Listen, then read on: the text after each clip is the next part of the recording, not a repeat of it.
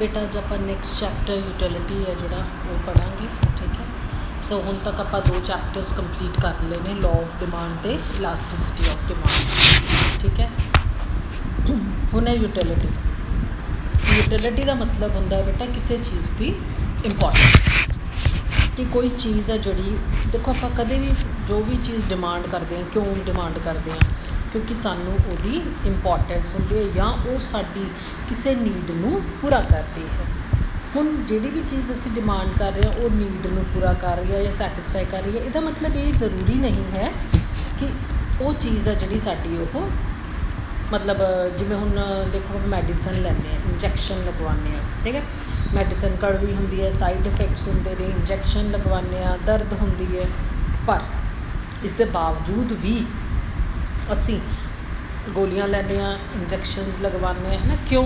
क्योंकि वो साडी लई साडी एक ज़रूरत है, साडी वांट नू पूरा करदे ने। जे असी नहीं करांगे तां असी की हो जाएंगे, we will exposed to the disease.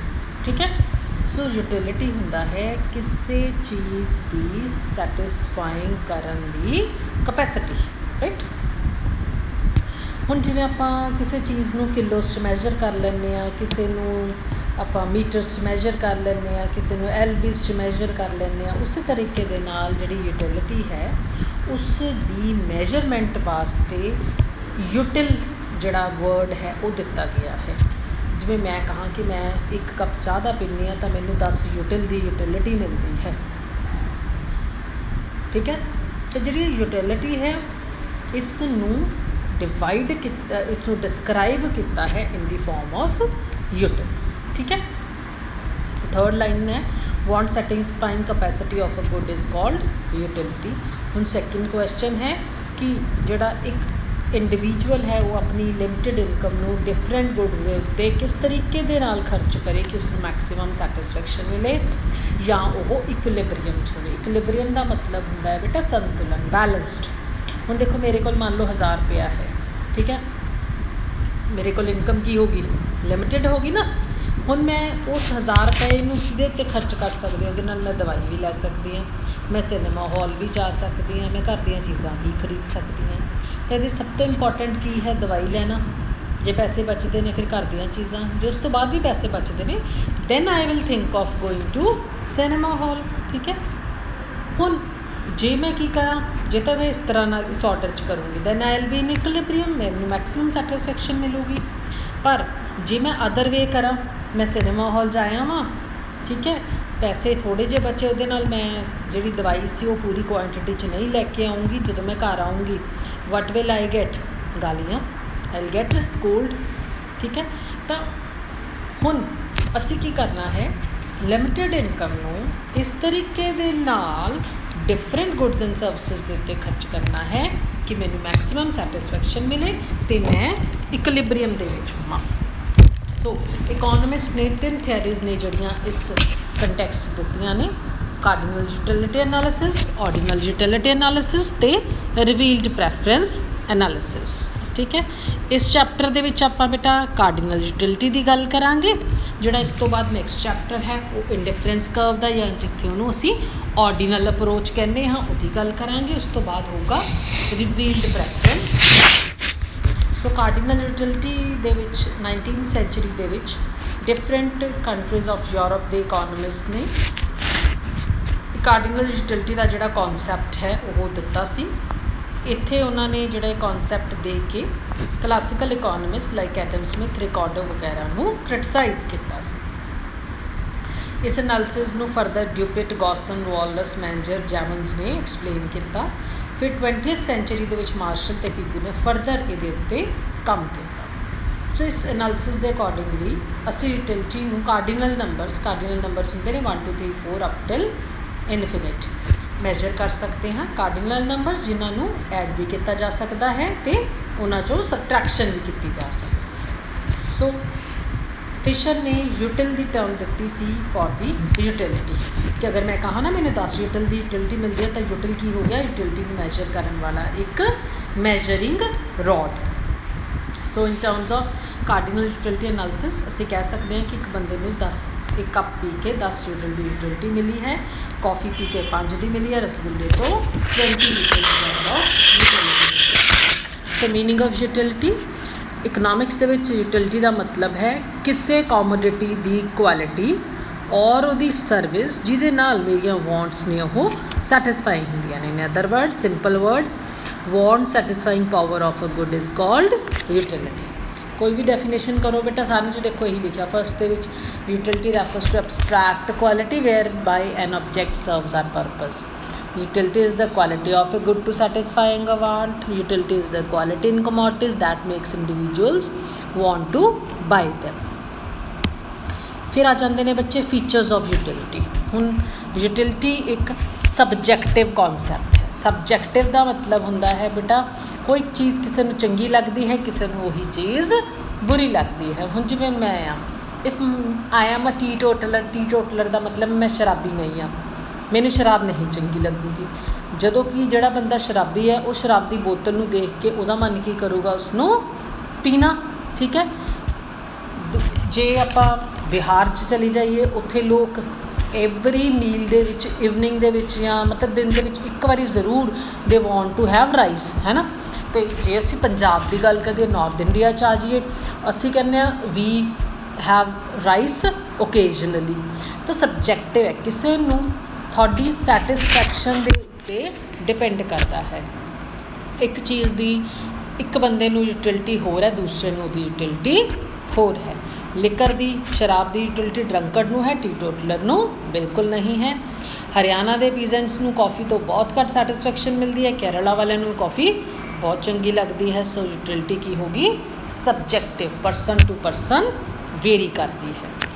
Next है यूटिलिटी इज़ रैलेटिव। रैलेटिव का मतलब है यूटिलिटी जिहड़ी है वो हमेशा सेम नहीं हुंदी, टाइम टू टाइम चेंज करती रहती है। हुण जिवें देखो अज मेरे सिर के उपर पखा चल रहा है, I find it very comfortable. ठीक है, सर्दियों के जे गलती नाल ही किसी तो पखे का स्विच ऑन भी हो जाए ना, अजे पखा चलिया भी नहीं होंदा, बट वी से ओहो ठंड च मारना मैनू। ठीक है ना। सो रैलेटिव है, जो सीजन के अकॉर्डिंगली, भुख के अकॉर्डिंगली, थोड़ी ज़रूरत के अकॉर्डिंग बदलती है। थर्ड है यूटिलिटी, जिवें मैं पहला दस के हटी है, इज़ नॉट एसेंशियली यूजफुल।